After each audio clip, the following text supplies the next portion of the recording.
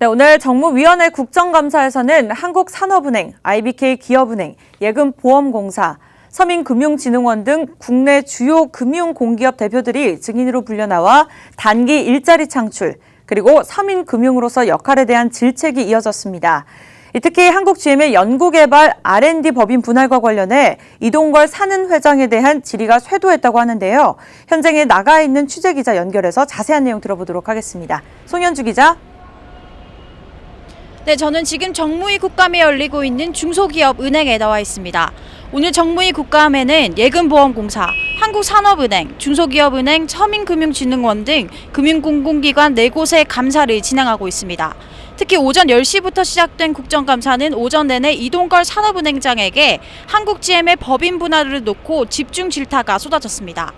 지난 19일 한국GM이 2대 주주인 산업은행과 노동조합의 반대에도 연구개발 법인 분리 안건을 통과시키면서 GM의 독단적인 경영과 노동조합의 막무가내식 반대, 정부의 방관과 2대 주주인 산업은행의 무능이 사태를 키웠다는 지적입니다. 구체적인 내용을 제시하고 이사회를 개최하자는 세 분의 의견이 요구가 있었던 걸로 알고 있습니다. 그런데 회사 측에서는 구체적인 내용을 제시하지 않고 일방적으로 이사회를 강행한 걸로 알고 있습니다. 여당 야당 의원들은 한 목소리로 사는이 과연 이 사안에 대해 철저히 대비를 했느냐는 의구심을 갖고 있다며 GM 사태에 대한 철저한 대비가 필요하다고 지적했습니다. 또 오후에는 GM 본부장, 한국 GM 노조 지부장이 증인으로 출석해 의견을 더했습니다. 또 산업은행 등 4곳 금융공공기관이 연말에 단기 일자리를 만들어 300여 명을 한시적으로 채용하는 것이 고용통계 착시 현상을 만들어낼 것이라는 비판도 제기됐습니다.